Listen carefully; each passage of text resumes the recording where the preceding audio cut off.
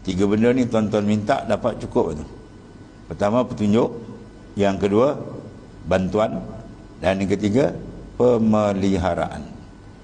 Petunjuk dia panggil apa? Hidayah. Bila ada hidayah, mahfuzun ani syirki wal kufri. Seseorang terpelihara tak jadi kufur, tak jadi syirik. Kita sekarang tak jadi syirik. Kita tak menyekutukan Tuhan. Sebab apa? Pada hidayah. Kalau tidak ada hidayah Tuhan, habis. Ya. Terbalik, walaupun Rasul ada zaman dia, walaupun Rasul sekampung dengan dia, bila Tuhan tak beri hidayah, dia tutup. Innaka la tahdi man ahbabta walakin Allah yahdi man yasha.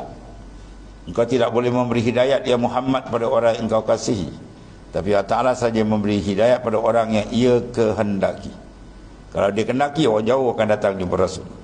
Salman Farisi dari sudut geografi jauh, ya, Parsi, tapi dia boleh beriman.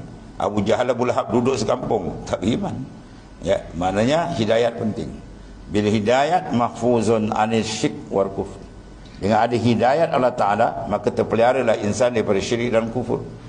Lalu dia buat ibadat. Dia buat ibadat dengan apa tadi? Semua dengan hidayat. Tak ada hidayat pun dia. Dia siapa pergi dulu? Kita buat dulu ke dia pergi? Dia pergi dulu.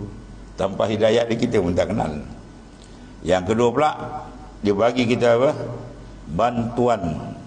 Dia telah, dia bagi kita akan inayah. Inayah. Bil inayah mahfuzun alil kabair was sagair. Dengan ada inayah, bantuan, maka seorang itu terpelihara daripada kabair was sagair, daripada dosa-dosa besar dan dosa kecil. Seorang insan tadi dapat mengelak diri daripada dosa besarnya, kecilnya, zahirnya, batin itu dengan apa? Bil inayah, semua dengan bantuan Allah Ta'ala, bukan handal kita. Dua. Yang ketiga yang paling tinggi lagi, iaitulah pemeliharaan. Dia beri kita petunjuk, dia bantunya kita, kemudian dia pelihara kita. Dia panggil riayah. Biriayah mahfuzun anil ghafalat wal khatarat.